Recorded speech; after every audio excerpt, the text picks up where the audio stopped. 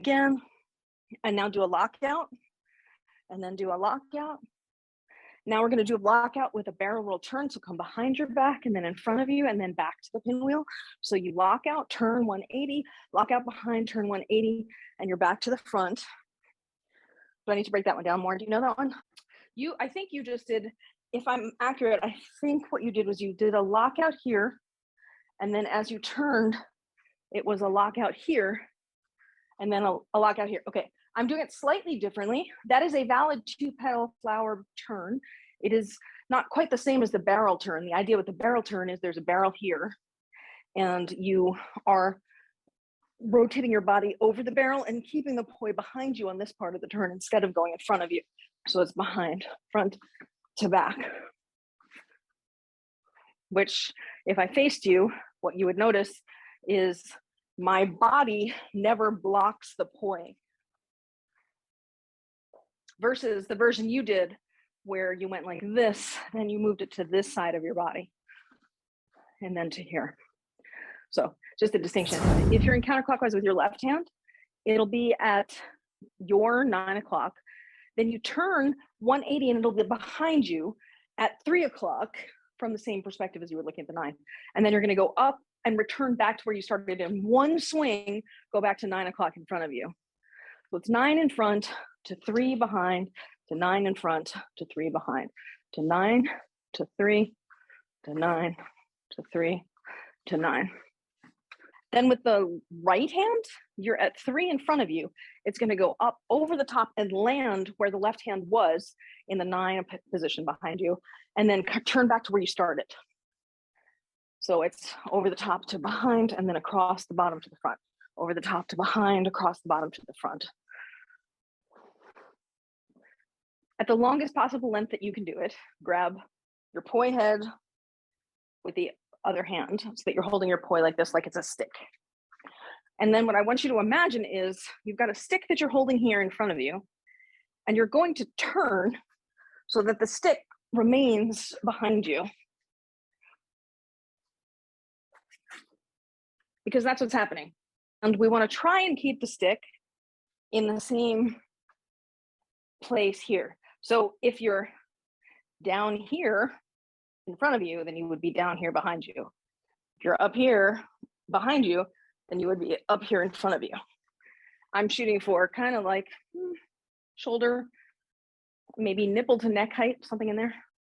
If you have a loop, you can take your one, stick it through the other, and they'll hook on each other, and then you can make it longer, and then you'd have a longer stick, and then the turn would make more sense. If you're here like this, and then you turn, you might be able to get the stick behind you more. Let's do the side positions. Your right hand is up, your left hand is down. If I turn to the side, you'll see this is perpendicular.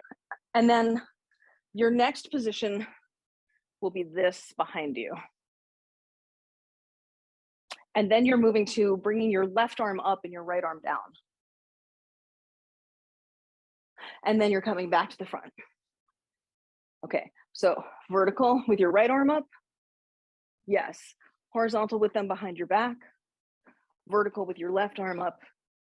Horizontal with them both in front of you. Vertical with your right arm up. So you're turning against me, and they're both behind you. Now you're also turning against me, and you're going to bring your left arm up, and then you come back to the front. Then if you do it in 2 counts, you're going to go from there like this in the front, to this in the back, to this in the front, to this in the back. And my hands are roughly where the center of the rotation would be for the 2 circles. You could just do the London Bridge drills where you are, okay, the purpose of the London Bridge, which is modeled after, the children games like this, is you have the poi remains where it is, and you learn to rotate yourself while you keep the poi there. That looks very, very simple. In reality, I don't think it necessarily is. Now, it's one thing to go with it in the in-spin, which is what we're doing. It's another thing completely to go in the anti-spin. And that's where you got confused a minute ago because you tried to turn the anti-spin. So you keep the poi going clockwise, and you turn your body both ways. Turning to the right, I think feels more awkward, but hey, more power to you if it doesn't feel that way for you. Also relevant, you want to keep the hand high enough that you could go under it to start out with. So you're not down here and then moving it up.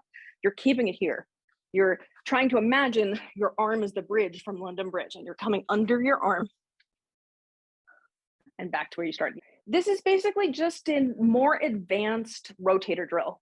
Remember way back in the beginning when you started with me, I had you do this drill where you move the poi around you without moving your body, and then you hold the poi where it is and you move yourself.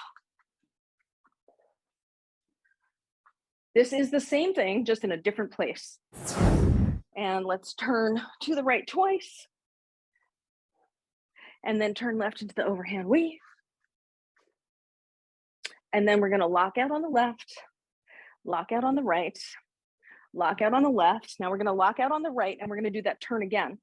So then turn, turn, and back to the weave. And then lock out left, lock out right, lock out left. Now lock out right, and then turn in the barrel turn. 1, 2, 3, back to weave.